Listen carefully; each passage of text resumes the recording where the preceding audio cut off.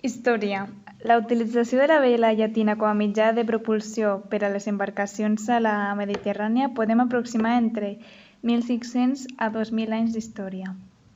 Probablement té el seu origen en els intents de navegació cenyit al vent amb una vela quadra, que només permet vents importants que empugen i això es permetia navegar amb vents en contra, cenyir, així com aprofitar els vents tèrmics tan comuns al llarg de les costes Mare Nostrum. Aquesta és la transició de vela quadra a gabinet o triangular. Quadra, gabinet o triangular. La vela quadra navega per oceans amb rums importants. La llatina pot costellar. Aquesta és la quadra i aquesta la llatina. Els primers en utilitzar-la va ser l'Imperi Bizantí, que dominaren durant els segles la Mediterrània. Posteriorment, els països islàmics van ser els grans difusors d'aquesta tècnica amb les seves rutes comercials. La maniobritat de la vela llatina és una de les seves qualitats, ja que pot situar-se en qualsevol lloc en l'espai i d'aquesta manera canviar i combinar infinites situacions del centre bèl·lic. I tot això multiplicant pel nombre de veles que hi disposi la nau.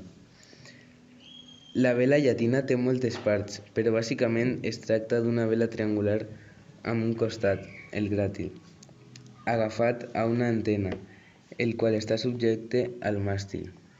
Els caps fonamentals són el davant i l'respop. A la punta de l'antena que controla la inclinació i obertura de l'antena per tal d'orientar en la direcció desitjada. Finalment, l'escolta permet obrir o tancar la vela al vent. Funcionament de la vela. En el cas de navegar amb vents contraris o de cenyida, la vela s'ha d'orientar de manera que el vent circuli pel drap el més ràpidament possible i de proa a popa, perquè així es produeix el mateix efecte que en una ala d'un aeroplà. Els vents circulen a diferents velocitats pels dos costats de la vela i exerceixen pressió diferent sobre cada costat. FR, que es desglossa en una força davant, FA, i una força de deriva, FD. Forces, la vela FR, FA i FD. Navegant amb vent proant, la vela ha d'orientar per el vent decideixi perpendicularment al drap i l'empenta de la vela, quedant retingut al drap de la vela el màxim temps que sigui possible, guanyant en propulsió. Navegació. A la pràctica, la vela llatina ha d'orientar respecte al vent, amb una sola ajuda davant i l'escolta. Podent-se dur a terme de diferents formes, diferenciant si tenim vents contraris o amb vents portants. Segons la incidència del vent respecte a l'eix longitudinal de l'embarcació o rumb, direm que van rebre el vent de bolinda per el desquadrer del través al llarg per l'alerta o per popa. Aquesta és la navegació encenyida, a través i empopada. La navegació en bolina o desquadrer és el rumb mínim de cenyida. Mantenir el rumb, controlar el timó a la via, perdre el vent amb les veles, controlar suau amb les escotes o caçar el davant deixant el punt de car a uns 2,5 centímetres de la roda.